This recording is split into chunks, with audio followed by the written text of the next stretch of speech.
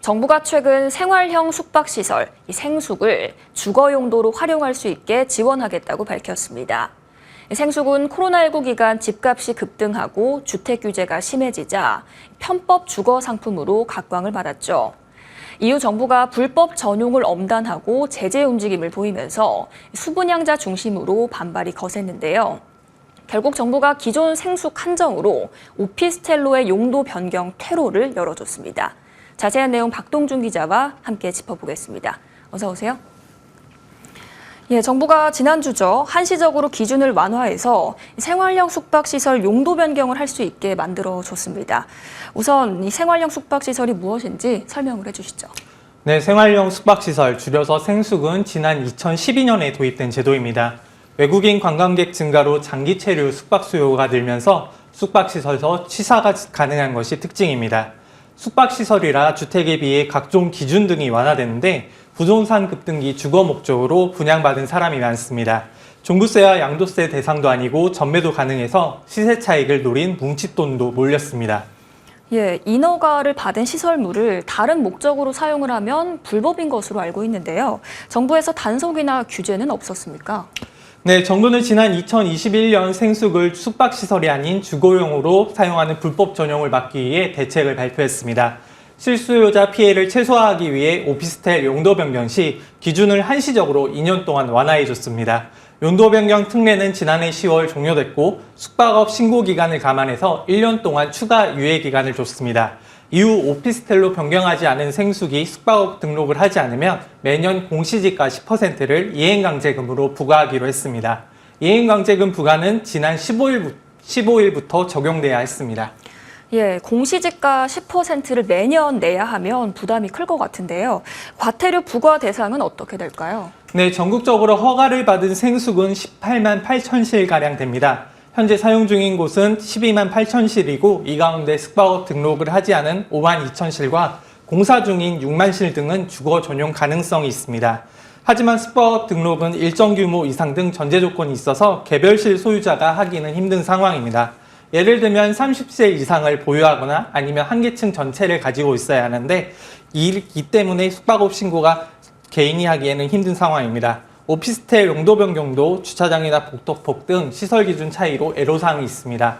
이런 상황 때문에 수분양자들은 지속적으로 정부의 규제 완화를 요구했습니다. 지난주 대책에서 용도 변경 기준을 완화했다고 하는데 구체적으로 전해주시죠. 네, 복도폭은 생숙은 1.5m인데 비해서 오피스텔은 1.8m 이상을 확보해야 합니다. 이미 지어지거나 설계된 건물 복도를 늘릴 수는 없어서 피난시설 또는 설비 보완 시 안전 성능을 지자체가 확인해서 인정해 주기로 했습니다. 주차장은 오피스텔은 가구당 한 대를 보유해야 하는데 생숙은 200제곱미터당 한 대로 차이가 큽니다. 주차장 부지를 확보하기 힘든 경우 인근에 주차장을 확보하거나 이마저도 안 되면 지자체에 돈을 내면 주차장 추가 설치를 면제해 줍니다. 지구 단위 계획 등으로 오피스텔이 들어설 수 없는 지역이라면 지자체에 기부 체납을 하면 지구 단위 계획 변경을 적극 검토하기로 했습니다. 지난주 이전에 건축 허가를 신청한 생숙은 오피스텔 전용 출입구 설치 등도 면제해 주기로 했습니다. 복도폭을 늘리는 것은 이 피난시설 구비로 대신을 하고 주차장이나 땅 용도 지역도 돈을 내면 의무를 면제해 주는군요. 이에 대한 불이익은 따로 없습니까? 네, 말씀처럼 여러 특례를 줬지만 용도 변경을 하지 않고 숙박업 등록도 하지 않으면 내년 9월부터 적발 시 2차례 시정명령과 계고 후 이행강제금을 부과합니다. 내년 9월까지 용도 변경을 신청하면 2027년 말까지 이행강제금을 유예해 주기로 했습니다. 그런데 정부가 그동안 이 원칙대로 하겠다고 여러 차례 밝힌 것으로 알고 있습니다. 그런데 이렇게 버티니까 특혜를 갑자기 주면 그동안 법을 지킨 사람들은 어떻게 되나요? 네, 말씀 주신 것처럼 정부는 기존 용도 변경한 생숙과 형평성을 고려해서 적정 비용을 받아내겠다고 밝혔는데요.